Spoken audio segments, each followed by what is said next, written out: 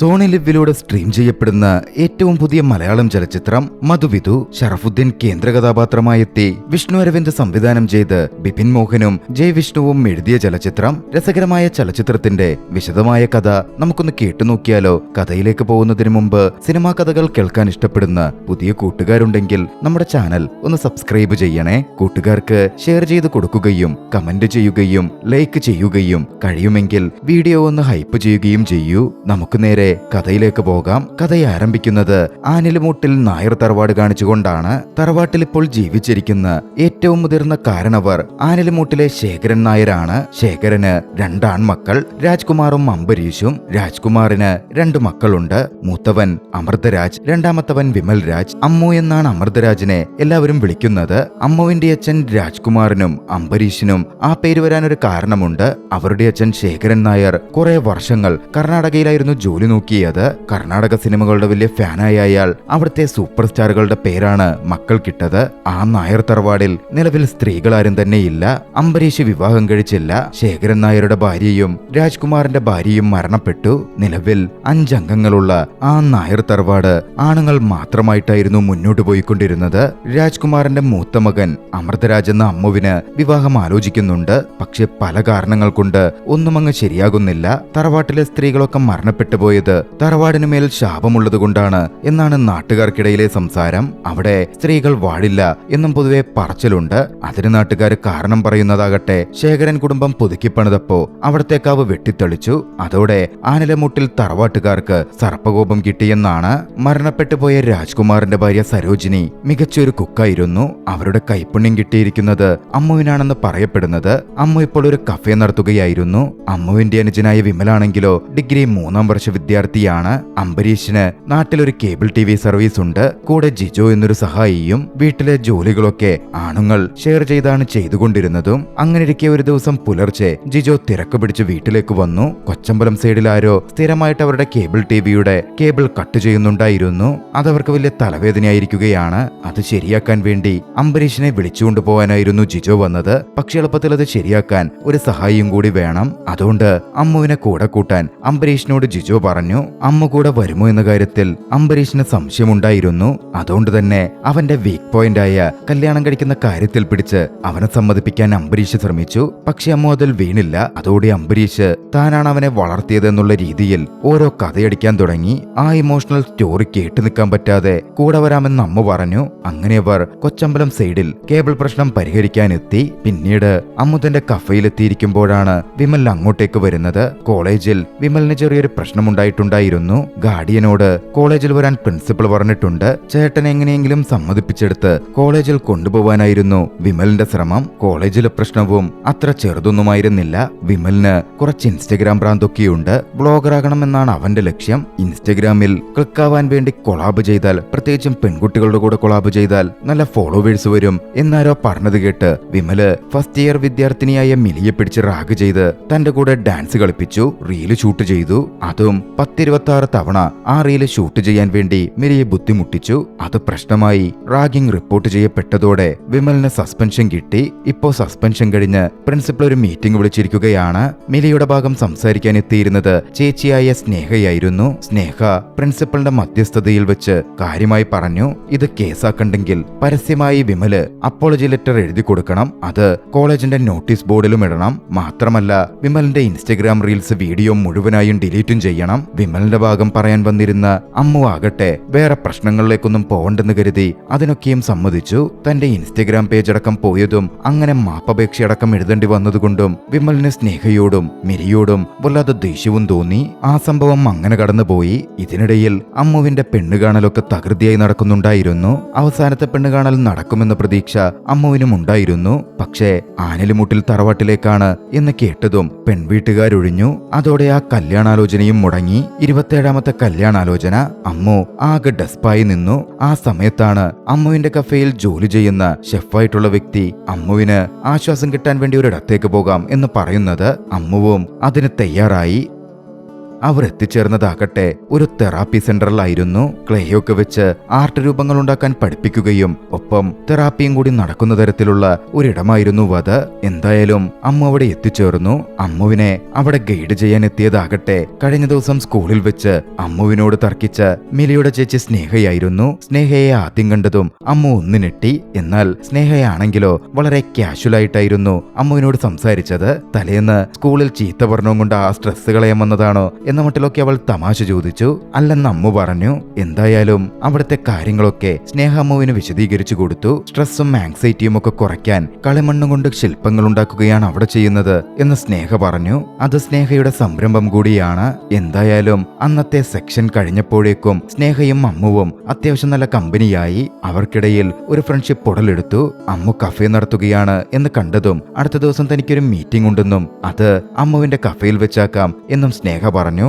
അങ്ങനെ അടുത്ത ദിവസം ആ മീറ്റിംഗിനായി സ്നേഹ അമ്മുവിന്റെ കഫേയിലെത്തി. അമ്മു ആകട്ടെ അവൾക്ക് നല്ല ഭക്ഷണം കുക്ക് ചെയ്തു കൊടുത്തു. വൈകാതെ സ്നേഹയെ മീറ്റ് ചെയ്യാൻ ജോയൽ എന്ന പയ്യനും വന്നെത്തി. അങ്ങനെ നാളുകൾ മുന്നോട്ട് പോയിക്കൊണ്ടിരുന്നു. സ്നേഹയും അമ്മുവും ഇടയ്ക്കൊക്കെ മീറ്റ് ചെയ്യുകയും പരസ്പരം സഹായിക്കുകയും ഒക്കെ ചെയ്തു പോന്നു. അവർക്കിടയിലെ സൗഹൃദം ഊഷ്മളമായി മാറി. ഇരുവരും ബെസ്റ്റ് ഫ്രണ്ട്സായി മാറിക്കൊണ്ടിരുന്നു. ഇതിനിടയിൽ അമ്മുവിന് ദുർഗ എന്നു പേരുള്ള ഒരു പെൺകുട്ടിയുടെ കല്യാണാലോചന വന്നു. അതേറെക്കുറെ നടക്കും എന്നുറപ്പ് അമ്മുവിനുണ്ടായിരുന്നു. അമ്മു അതോടെ കുറച്ചുകൂടി ഹാപ്പി ആവുകയാണ്. തന്റെ റൂമിൽ സിംഗിൾ കട്ടിലായതുകൊണ്ട് ആശാരിക്കടുത്ത് ചെന്ന് പുതിയ കട്ടിൽ പണിയാൻ അവൻ ഓർഡർ വരെ കൊടുത്തു. ഒരു ദിവസം സ്നേഹയും അമ്മുവും കൂടി അമ്മുവിന്റെ കഫേയിൽ മദ്യപിക്കാൻ വേണ്ടി ഒത്തുകൂടി. അപ്പോൾ തന്റെ ഈ കല്യാണ പ്രതീക്ഷകളെപ്പറ്റി അമ്മു സ്നേഹയോട് വിശദീകരിച്ചു പറഞ്ഞു. അമ്മുവിന്റെ സന്തോഷവും മറ്റുമൊക്കെ സ്നേഹ കണ്ടു നിൽക്കുന്നുണ്ടായിരുന്നു. പക്ഷേ സ്നേഹയുടെ ഉള്ളിൽ എന്തോ വിഷമം നിഴലിക്കുന്നത് വ്യക്തമായിരുന്നു. എന്തായാലും അടുത്ത ദിവസം ദുർഗയെ പെണ്ണ് കാണാൻ അമ്മുവും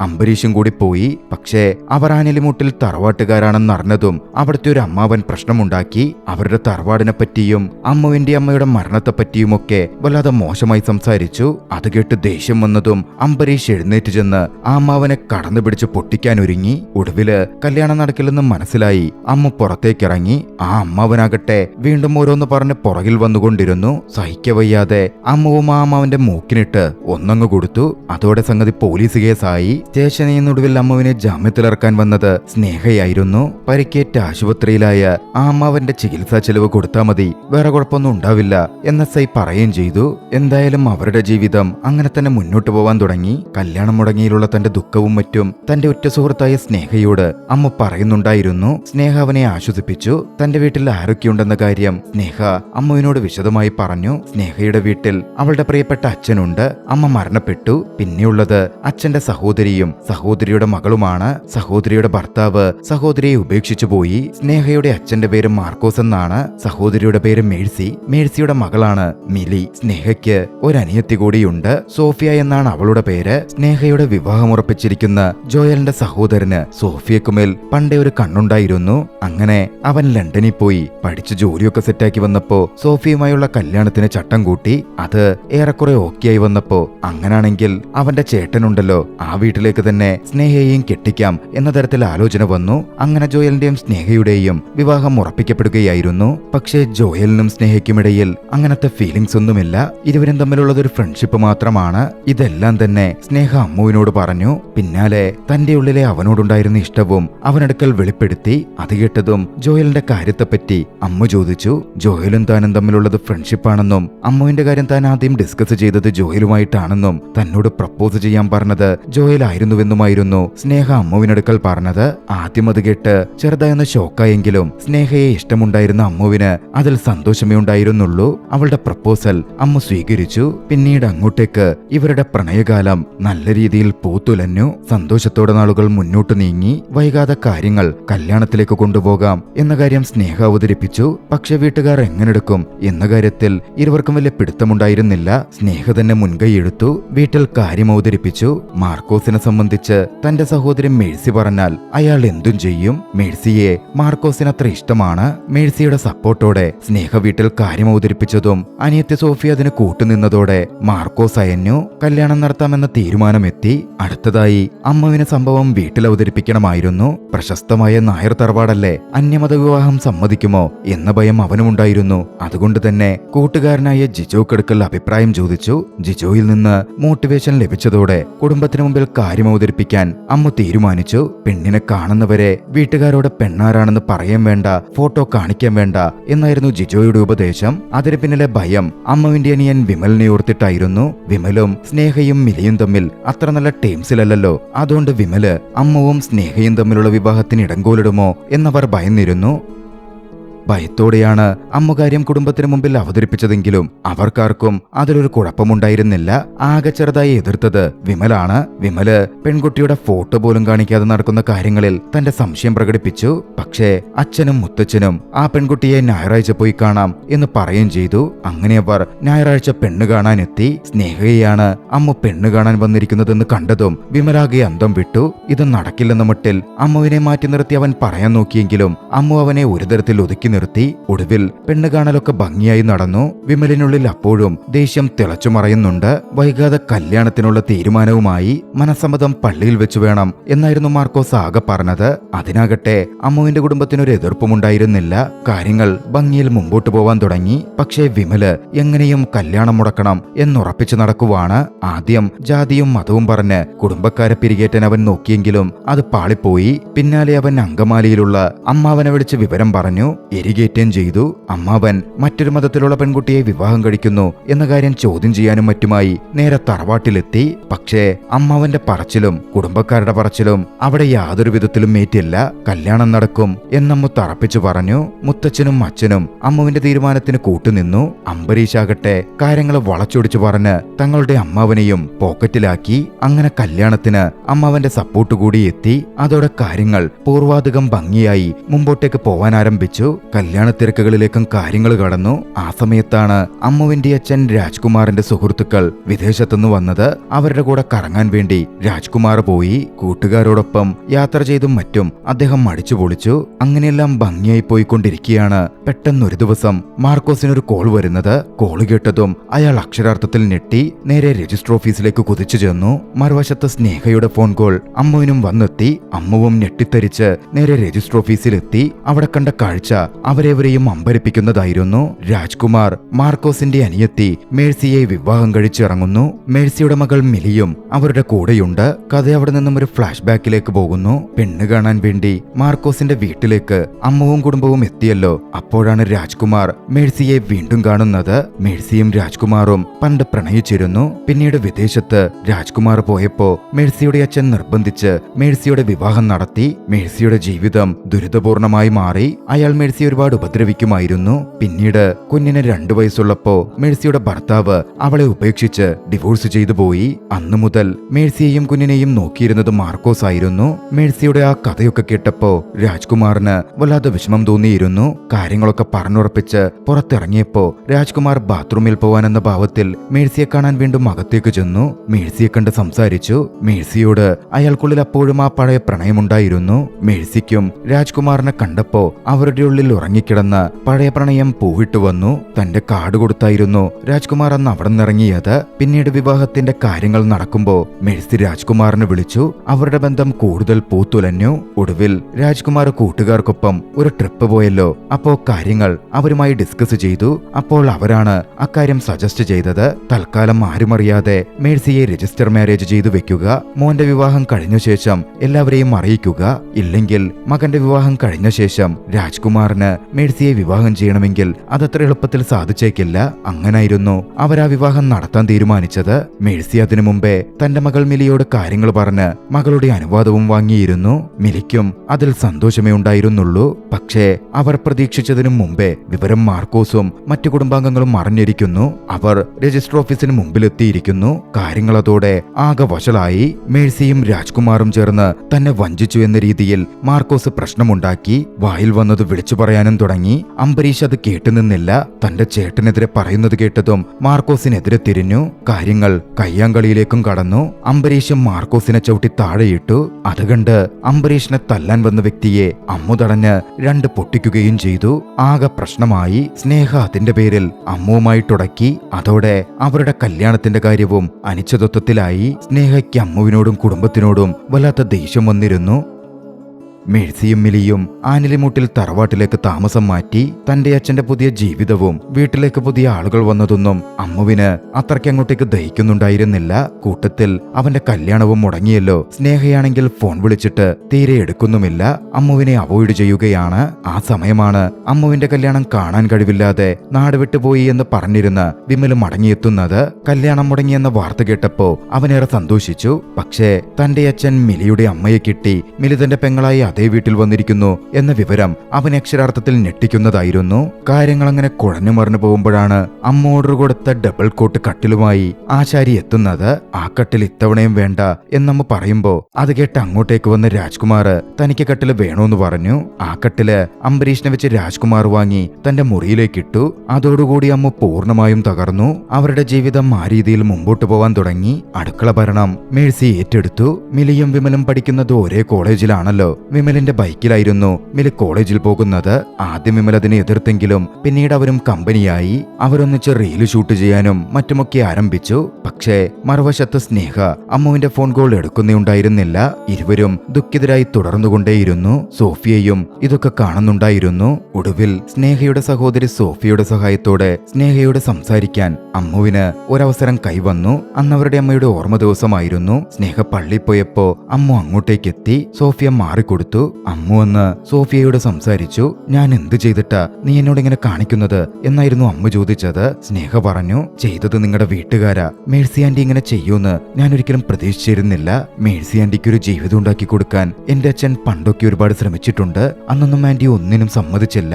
ഒരിക്കലെങ്കിലും ആന്റി ഞങ്ങളോട് ഇത് പറഞ്ഞിരുന്നെങ്കിൽ ചിലപ്പോ ഞാനും പപ്പയും സമ്മതിച്ചേനെ. അമ്മ പറഞ്ഞു, നീ ഇപ്പൊ പറഞ്ഞില്ലേ ഒരു ചിലപ്പോ, ആ ചിലപ്പോ ആയിരിക്കും അവർ പേടിച്ചിരിക്കുക. അതുകൊണ്ടായിരിക്കും ആരെയും അറിയിക്കാതെ അവർ വിവാഹം കഴിച്ചത്. സ്നേഹയ്ക്ക് അത് കുറച്ച് കൺവിൻസിംഗ് ആയിരുന്നു. നമ്മുടെ കാര്യം എന്താകും എന്നമ്മ ചോദിച്ചപ്പോ ഇനി എന്തായാലും അതെന്റെ പപ്പ തീരുമാനിക്കട്ടെ എന്ന് പറഞ്ഞവൾ അവിടെ നിന്ന് നടന്നുപോയി. അക്കാര്യം അമ്മ വീട്ടുകാരുമായി ഡിസ്കസ് ചെയ്തു. അംബരീഷും ജിജോയും അതിന് വേണ്ട സപ്പോർട്ട് നൽകി. ഒടുവിൽ മാർക്കോസിനെ അവൻ നേരിട്ട് പോയി കണ്ടു. അന്നവിടെ സംസാരിക്കാൻ വേണ്ടി ജോയലും ജോയലിന്റെ അനിയൻ ടോമും വന്നെത്തിയിരുന്നു. ടോം അമ്മുവിനെയും കുടുംബത്തെയും കുറെ കുറ്റം പറഞ്ഞെങ്കിലും അമ്മു ക്ഷമയോടെ കാര്യങ്ങൾ സംസാരിച്ചു. ഒടുവിൽ തന്റെ മകളുടെ വിഷമമൊക്കെ കണ്ടിരുന്ന മാർക്കോസ് അവരുടെ വിവാഹത്തിന് സമ്മതിച്ചു. പക്ഷേ 2 കണ്ടീഷൻ മുന്നിലേക്ക് വെച്ചു. ഇനി മനസ്സമ്മതമൊന്നും വേണ്ട, പള്ളിയിൽ വെച്ച് നേരിട്ട് കെട്ടു നടത്തും. കല്യാണം കഴിഞ്ഞ് നാട്ടുകാരെ ബോധിപ്പിക്കാൻ വേണ്ടി മാത്രം ചെറുക്കന്റെ വീട്ടിൽ അവൾ ഒരു ദിവസം നിൽക്കും. അത് കഴിഞ്ഞ് അടുത്ത ദിവസം അവർ തൊടുപുഴയിലെ ഫ്ളാറ്റിലേക്ക് മാറണം. രണ്ടാമത്തെ ആവശ്യം, 2 പേർ കല്യാണത്തിൽ പങ്കെടുക്കാൻ പാടില്ല. അതിൽ ഒന്നും മേഴ്സിയും മറ്റേത് അംബരീഷുമാണ്. കാര്യങ്ങൾ അമ്മ വീട്ടിൽ അവതരിപ്പിച്ചു. ഫ്ളാറ്റ് എടുത്ത് മാറി താമസിക്കുന്നതിനൊക്കെ വീട്ടുകാർക്ക് സമ്മതമായിരുന്നു. പക്ഷേ മേഴ്സി വരരുത് എന്ന് മാർക്കോസ് പറഞ്ഞത് രാജ്കുമാറിനെ വല്ലാതെ ഫീൽ ചെയ്തു. നിന്റെ അമ്മയുടെ സ്ഥാനത്താ മേഴ്സിയുള്ളത്, മേഴ്സി വരാതെ എങ്ങനെയാ കല്യാണം എന്ന് രാജ്കുമാർ ചോദിക്കുമ്പോ നിങ്ങളൊക്കെ കാരണമാ എന്റെ ജീവിതത്തിൽ ഇപ്പോ ഇതൊക്കെ സംഭവിച്ചത്. ഇനിയും എനിക്ക് റിസ്ക് എടുക്കാൻ കഴിയില്ല എന്നായിരുന്നു അമ്മ പറഞ്ഞത്. അതോടെ തങ്ങൾ കല്യാണത്തിന് വരുന്നില്ല എന്നും മേഴ്സി പറഞ്ഞു. പക്ഷേ അംബരീഷ് വരരുതെന്ന കാര്യം പറഞ്ഞതും അംബരീഷ് ആകെ തകർന്നു. അംബരീഷാണ് അമ്മുവിനെ എടുത്തുകൊണ്ട് നടന്നു വളർത്തിയത്. താനില്ലാതെ ആ കല്യാണം നടത്തുന്നതിൽ അമ്പയ്ക്കൊട്ടും സമ്മതമായിരുന്നില്ല. അവിടെ വലിയ രീതിയിലൊരു വഴക്കുണ്ടാക്കി അംബരീഷ് വീട്ടിൽ നിന്നിറങ്ങിപ്പോയി. ദേഷ്യത്തിൽ അംബരീഷ് നേരെ പോയത് ആരോ വീണ്ടും കേബിൾ കട്ട് ചെയ്തിരുന്നു. അത് നോക്കാനായിട്ടായിരുന്നു. കേബിൾ നന്നാക്കുമ്പോ ജിജോയുടെ വലിയ ദേഷ്യത്തിൽ അംബരീഷ് സംസാരിച്ചുകൊണ്ടിരിക്കുവാണ്. ഈ കേബിൾ കണക്ഷൻ സ്ഥിരമായി കട്ടാകുന്ന ആ പോസ്റ്റിന്റെ തൊട്ടടുത്ത് ഒരു ചെറിയ ഓടിട്ട വീടുണ്ട്. ആ വീട്ടിലെ സ്ത്രീ എപ്പോഴും ജിജോയോടും അംബരീഷിനോടും സ്നേഹത്തിൽ സംസാരിക്കാറുണ്ടായിരുന്നു. അവരുടെ പേര് ചിന്നു എന്നാണ്. അത്തവണയും അംബരീഷിന്റെ ആ ദേഷ്യത്തിലുള്ള സംസാരവും പ്രകൃതവും ഒക്കെ കണ്ട് ചിന്നു ചെന്ന് സംസാരിച്ചു. എന്താ അമ്പിയാണ് ഇത്ര ദേഷ്യമെന്ന് തിരക്കി. മറുപടി പറഞ്ഞത് അമ്പിയായിരുന്നു. നമ്മളാരെ സ്നേഹിച്ചിട്ടും കാര്യമില്ല, സ്നേഹിക്കുന്നവർക്ക് തിരിച്ച് നമ്മളോടൊരു സ്നേഹം വേണ്ടേ എന്നായിരുന്നു ദേഷ്യത്തിൽ അയാൾ പറഞ്ഞത്. ചിന്നു അവരെ ചായ കുടിക്കാൻ വേണ്ടി വീട്ടിലേക്ക് വിളിച്ചു. അവർക്ക് ചായയൊക്കെ കൊടുത്ത ശേഷം വീടിനകത്ത് കയറി ഒരു കവർ എടുത്തു വന്നു. ശേഷം അത് അവർക്ക് മുമ്പിലേക്ക് കൊട്ടി. അതിൽ നിറയെ ചിന്നു അതുവരേക്കും കട്ട് ചെയ്ത അവരുടെ കേബിൾ വയറുകളായിരുന്നു. പിന്നാലെ അവര് പറഞ്ഞു, അമ്പേട്ടൻ പറഞ്ഞത് ശരിയാ, ആൾക്കാരെയൊക്കെ സ്നേഹിക്കുന്നത് വെറുതെയാ, എത്ര സ്നേഹിച്ചാലും അവർക്കതൊന്നും മനസ്സിലാവില്ല. അംബരീഷിനെപ്പോഴും കാര്യം മനസ്സിലായിട്ടുണ്ടായിരുന്നില്ല.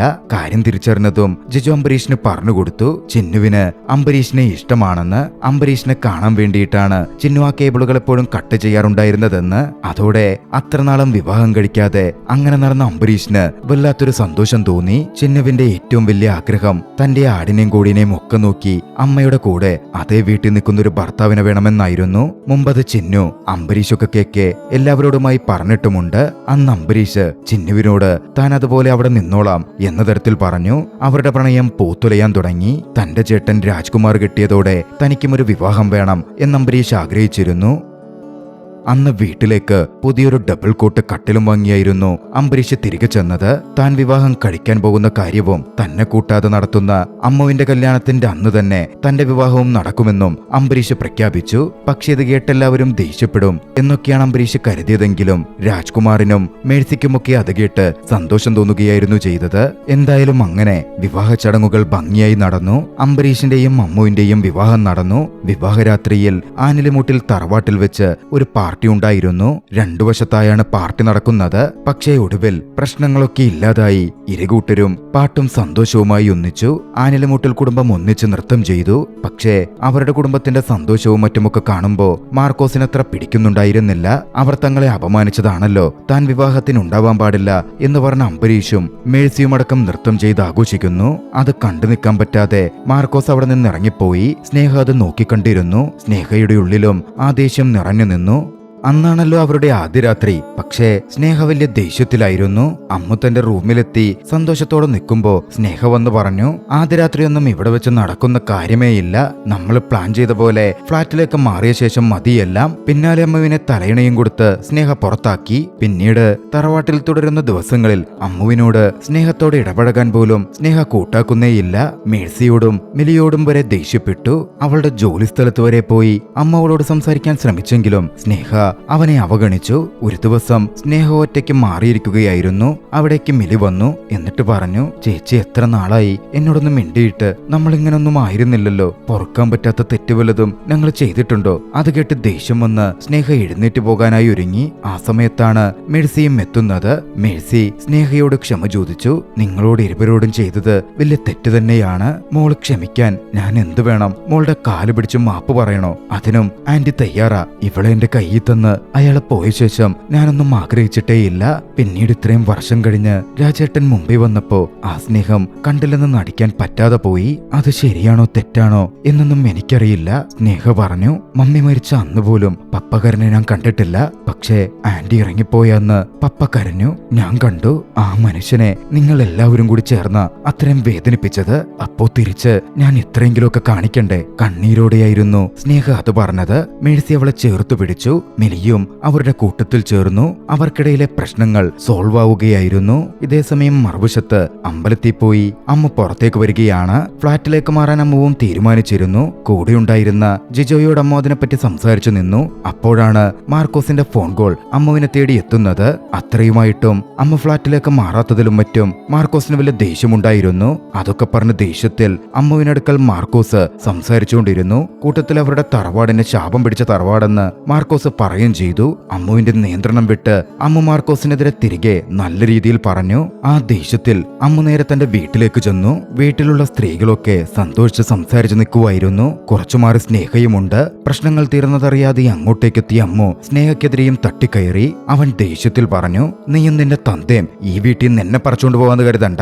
അപ്പോഴാണ് രാജ്കുമാർ അങ്ങോട്ടേക്ക് വന്നത്. അമ്മുവിനെ തടയാൻ രാജ്കുമാർ നോക്കി. ചിന്നുവും ഇവിടെ ഇപ്പോ പ്രശ്നങ്ങളൊന്നുമില്ല എന്ന് പറയുന്നുമുണ്ട്. പ്രശ്നങ്ങൾ പറഞ്ഞു തീർത്തുവെന്നും അവര് പറഞ്ഞു. ദേഷ്യം പിടിച്ചിരുന്ന അമ്മു അത് കേട്ടപ്പോ പറഞ്ഞു, ഇവളുടെ അച്ഛൻ പറഞ്ഞത് എന്താണെന്നറിയോ? നമ്മളൊക്കെ ശാപം കിട്ടിയ കുടുംബക്കാരാണെന്ന്. അത് കേട്ടതും സ്നേഹ പറഞ്ഞു, അതിലെന്താ തെറ്റ്? ഇവിടെ ശാപം കിട്ടിയത് സ്ത്രീകൾക്കല്ല, ഇവിടുത്തെ പുരുഷന്മാർക്കാ. അത് കേട്ടതും അമ്മുവിന്റെ നിയന്ത്രണം വിട്ടു. ദേഷ്യത്തിൽ അവൻ സ്നേഹയെ തല്ലി അവിടെ നിന്നും ഇറങ്ങിപ്പോന്നു. എല്ലാവരുടെയും മുമ്പിൽ അങ്ങനെ തല്ലുകൊണ്ടപ്പോ സ്നേഹാകെ വല്ലാതായി നാണം കെട്ടു നിന്നു. സ്നേഹ പിന്നാലെ ആ വീട് വിട്ട് ബാഗും പാക്ക് ചെയ്ത് ഇറങ്ങിപ്പോയി. നിയന്ത്രണം വിട്ട് അമ്മു അവളെ തല്ലിപ്പോയതായിരുന്നു. അവനതിൽ പശ്ചാത്താപവുമുണ്ട്. വീട്ടിലേക്ക് അവൻ മടങ്ങിയെത്തിയപ്പോഴാണ് സ്നേഹ പോയ കാര്യം അറിഞ്ഞത്. കൂട്ടത്തിൽ അമ്മു വന്ന് പ്രശ്നമുണ്ടാക്കുന്നതിന് മുമ്പ് എല്ലാ പ്രശ്നങ്ങളും പറഞ്ഞു തീർത്തിരുന്നു എന്ന കാര്യവും അവൻ അറിഞ്ഞു. അവന് സങ്കടവും ദേഷ്യവും വരുന്നുണ്ടായിരുന്നു. അച്ഛനെ നോക്കി അച്ഛനും മേഴ്സിയും കാരണമാണ് തന്റെ ജീവിതം ഇങ്ങനായത് എന്ന മട്ടിൽ കുറ്റം പറഞ്ഞ് വിഷമത്തിൽ അവൻ അവിടെ നിന്നിറങ്ങി. മേഴ്സിയും അത് കേട്ടേറെ ദുഃഖിക്കുന്നുണ്ടായിരുന്നു. രാജ്കുമാർ ആകട്ടെ മകനെതിരെ ഒന്നും പറഞ്ഞതുമില്ല. അതോടെ ദുഃഖമെങ്ങും പടർന്നു പിടിച്ചു. ഒരു വശത്ത് സ്നേഹയോർത്ത് അമ്മു വിഷമിക്കുന്നു. സ്നേഹയുടെ അവസ്ഥയും ഏറെക്കുറെ അത് തന്നെ. അവളും വലിയ ദുഃഖത്തിലാണ്. മേഴ്സിയുടെ കാര്യവും രാജ്കുമാറിന്റെ കാര്യവും വിഭിന്നമല്ല. മാർക്കോസും ദുഃഖത്തിൽ തുടർന്നുകൊണ്ടിരിക്കുന്നു. നടന്ന കാര്യങ്ങൾ കൊണ്ട് മാർക്കോസ് കുടുംബക്കാരുടെ മുമ്പിൽ നാണം കെട്ടിരുന്നു. അതുകൊണ്ടിപ്പോൾ സോഫിയയുടെ വിവാഹം പെട്ടെന്ന് നടത്താൻ മാർക്കോസ് തീരുമാനിച്ചു. അതിന്റെ കാര്യങ്ങളുമായി മുമ്പോട്ട് പോവാൻ തുടങ്ങി. സ്വന്തം വീട്ടിലേക്ക് പോവാൻ പറ്റാത്തതിൽ ചിന്നുവും വിഷമത്തിലായിരുന്നു. അംബരീഷിനോട് പറയുമ്പോഴൊക്കെയും നാളെയെന്ന് പറഞ്ഞ് അംബരീഷ് അത് നീട്ടിക്കൊണ്ടുപോവുകയാണ്. അങ്ങനെയിരിക്കെ ഒരു ദിവസം ദുഃഖിച്ചമ്മു ഇരിക്കുമ്പോ രാജ്കുമാർ അമ്മുവിനടുക്കൽ സംസാരിക്കാൻ വന്നു. ജീവിതത്തിൽ തന്റെ ചെറുപ്പകാലത്ത് താൻ അനുഭവിച്ച കഷ്ടപ്പാടുകളെ പറ്റിയും യുദ്ധമുഖത്തായിരുന്നിട്ടുകൂടി അന്ന് താൻ ഗൾഫിൽ പിടിച്ചു നിൽക്കാൻ നോക്കിയത് ജോലി ചെയ്തതൊക്കെയും മേഴ്സിയെ വിവാഹമാലോചിക്കാൻ വേണ്ടിയായിരുന്നു എന്ന കാര്യവും രാജ്കുമാർ അന്ന് മകനടുക്കൽ പറഞ്ഞു. പിന്നാലെ തന്നെക്കാൾ കൂടുതൽ മേഴ്സി അനുഭവിച്ചിട്ടുണ്ടെന്നും കഴിയുമെങ്കിൽ അവളോട് ക്ഷമിക്കട എന്നും പറഞ്ഞു വെച്ചു. പിന്നാലെ നമുക്കെല്ലാവർക്കും കൂടി സ്നേഹയെപ്പോയി വിളിച്ചോണ്ട് വരാടാ എന്നും അവന്റെ അച്ഛൻ അവന്റെ കൈപിടിച്ചു പറഞ്ഞു. അടുത്ത ദിവസം അമ്മു കഫേയിൽ പോയ സമയത്ത് സോഫിയ അവിടെ അമ്മുവിനെ കാണാൻ വന്നു. തന്റെ വിവാഹം നടത്താൻ പോകുന്നു എന്ന വിവരം സോഫിയ അമ്മുവിനടുക്കൽ പറഞ്ഞു. പിന്നാലെ ആ കല്യാണം നടക്കില്ലെന്നും തനിക്ക് മറ്റൊരാളെ ഇഷ്ടമാണ് എന്ന കാര്യവും സോഫിയ സൂചിപ്പിച്ചു. അത് കേട്ട് ഞെട്ടി അമ്മു നിൽക്കുമ്പോഴാണ് അമ്മുവിന് വിമലിന്റെ ഫോൺ കോൾ വരുന്നത്. മേഴ്സിയമ്മ തലകറങ്ങി വീണെന്നും ആശുപത്രിയിലാണെന്നും വേഗം അങ്ങോട്ടേക്ക് വരാനുമായിരുന്നു വിമല് പറഞ്ഞത്. വേഗം തന്നെ അമ്മു അങ്ങോട്ടേക്ക് പുറപ്പെട്ടു. അവിടെ എത്തിയപ്പോഴാണ് ആ വിവരമറിയുന്നത്. മേഴ്സി പ്രഗ്നന്റ് ആണ്. രാജ്കുമാർ വീണ്ടും അച്ഛനാവാൻ പോകുന്നു. അതോടെ അവിടെ ഉണ്ടായിരുന്ന എല്ലാവരുടെയും മുഖത്ത് ഒരു കള്ളച്ചിരി തെളിഞ്ഞു. വൈകാതെ വിവരമറിഞ്ഞ് അങ്ങോട്ടേക്ക് മാർക്കോസും കുടുംബവും എത്തിച്ചേർന്നിരുന്നു. തന്റെ സഹോദരിക്ക് നല്ലൊരു ജീവിതം ഉണ്ടായെന്നും അവൾ സന്തോഷത്തിലാണെന്നും അവളിപ്പോ ഗർഭിണിയാണെന്നും ഒക്കെ അറിഞ്ഞപ്പോ മാർക്കോസിന്റെ ആ ദേഷ്യമൊക്കെ മാറിയിരുന്നു. മാർക്കോസ് രാജ്കുമാറിന്റെ കയ്യിൽ നിന്ന് മധുരം വാങ്ങിക്കഴിച്ചു. പിന്നാലെ രാജ്കുമാറിനെയും അമ്മുവിനെയും മാറ്റി നിർത്തി സോഫിയയുടെ വിവാഹം വരാൻ പോവുകയാണെന്നും നാട്ടുകാരുടെയും ബന്ധുക്കളുടെ മുമ്പിൽ താനിപ്പോ ഒരു കോമാളിയാണെന്നും അത് മാറ്റാൻ അവളുടെ വിവാഹം ഗംഭീരമാക്കണം എന്ന കാര്യവും പറഞ്ഞു. അതിനെന്താ, നമുക്കത് ഗംഭീരമാക്കാം എന്നായിരുന്നു രാജ്കുമാർ പറഞ്ഞത്. അമ്മുവും കൂടെ ചേർന്നു. പെട്ടെന്നാണ് ഞെട്ടലോടെ സോഫിയ കഫേയിൽ വന്ന് തന്നോട് പറഞ്ഞ കാര്യം ഓർത്തത്. സോഫിയക്ക് ഒരാളോട് പ്രണയമുണ്ട്. അത് പക്ഷേ അവൾ വിവാഹം കഴിക്കാൻ പോകുന്ന ടോമിനോടല്ല, മറിച്ച് ടോമിന്റെ ചേട്ടനായ ജോയലിനോടാണ്. തന്റെ അഭിപ്രായമൊന്നും ആരും ചോദിച്ചിട്ടില്ല എന്നാണ് സോഫിയ പറഞ്ഞത്. അമ്മു ആകെ ഊരാക്കുടുക്കിലായി. അമ്മു പോയി ജോയലിനെ കണ്ടു. പക്ഷേ ജോയലിന് അനിയൻ ടോമിനോടും വീട്ടിലുമൊന്നും ഈ കാര്യം പറയാൻ ധൈര്യമില്ല. ജോയൽ ബിസിനസ് ഒക്കെ ചെയ്ത് ഒരുപാട് കടമുണ്ടായിരുന്നു. ആ കടമൊക്കെ വീട്ടിയത് ടോമാണ്. ടോം അതിന്റെ പേരിൽ അതുവരെ ജോയലിനെ കുറ്റപ്പെടുത്തുകയോ ഒന്നും ചെയ്തിട്ടില്ല. അവനോട് ഇത് ചെയ്യാൻ പറ്റില്ല എന്നാണ് ജോയൽ പറയുന്നത്. അമ്മ സോഫിയുമായി അതിനെപ്പറ്റി സംസാരിച്ചു. ജോയലും ഇതിൽ താല്പര്യമില്ലെന്ന് പറഞ്ഞ് കൈയൊഴിയുകയാണെങ്കിൽ പിന്നെന്ത് ചെയ്യും എന്നായിരുന്നു അവൻ ചോദിച്ചത്. ടോമിനെ വിവാഹം കഴിച്ച് നന്നായിട്ട് ജീവിച്ചൂടെ എന്ന് ചോദിച്ചപ്പോ ചേട്ടനെ പ്രണയിച്ച വീട്ടിലേക്ക് അനിയന്റെ ഭാര്യയായി ചെല്ലാൻ തനിക്ക് പറ്റില്ലെന്നും അങ്ങനെ സംഭവിച്ചാൽ താൻ ആത്മഹത്യ ചെയ്യും എന്നും സോഫിയ പറഞ്ഞു. അമ്മു ആകെ പ്രതിസന്ധിയിലായി. എങ്ങനെയെങ്കിലും ഈ വിവരം മാർക്കോസിനെ അറിയിക്കണം. പക്ഷേ കല്യാണത്തിന്റെ ആവേശത്തിലാണ് എല്ലാവരും. അമ്മുവിനാണെങ്കിൽ അതിന് സാധിക്കുന്നുമില്ല.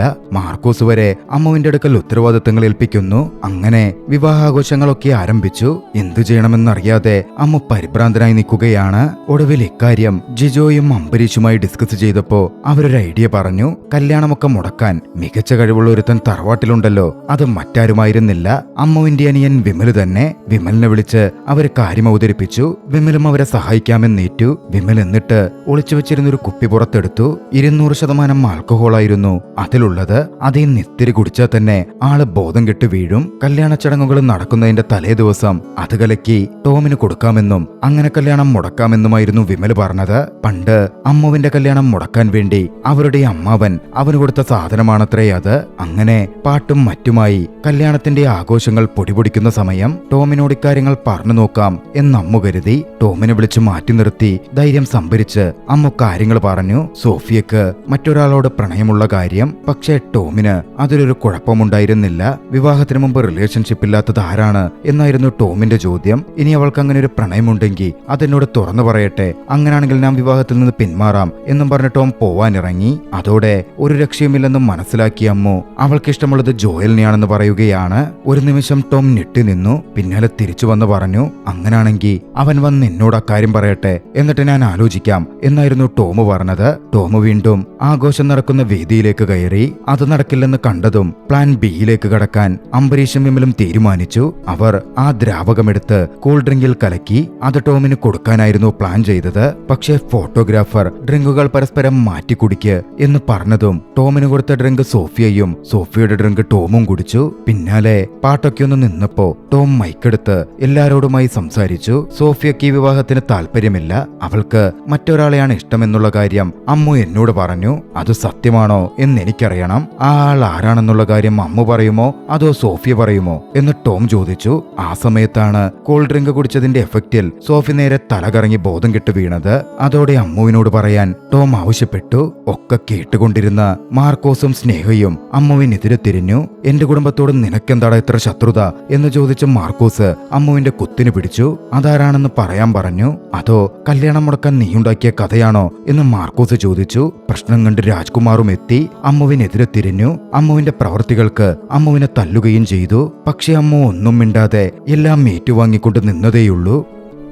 ഒക്കെ കണ്ട് ജോയൽ കടന്നു വന്നു. ഉള്ള സത്യങ്ങൾ ജോയൽ എല്ലാവരോടുമായി പറഞ്ഞു. തനിക്കും സോഫിയയ്ക്കും വേണ്ടിയാണ് അമ്മ സംസാരിച്ചതെന്ന്, സോഫിയക്ക് എന്നെ ഇഷ്ടമാണെന്നും എനിക്ക് സോഫിയയെയും ഇഷ്ടമാണെന്നും ജോയൽ തന്നെ മാർക്കോസിനോട് പറഞ്ഞു. എല്ലാവരും അത് കേട്ട് ഞെട്ടി നിന്നു. ആരോടും പറയാൻ ഞങ്ങൾക്ക് ധൈര്യമുണ്ടായില്ല എന്ന് ജോയൽ പറഞ്ഞു. ടോം ഇറങ്ങി വന്നുകൊണ്ട് പറഞ്ഞു, ആദ്യം അമ്മ ഇക്കാര്യമെന്ന് പറഞ്ഞപ്പോ എനിക്ക് സംശയം തോന്നിയിരുന്നു. പക്ഷെ എനിക്കിത് നിന്റെ വായിന്ന് തന്നെ കേൾക്കണമായിരുന്നു.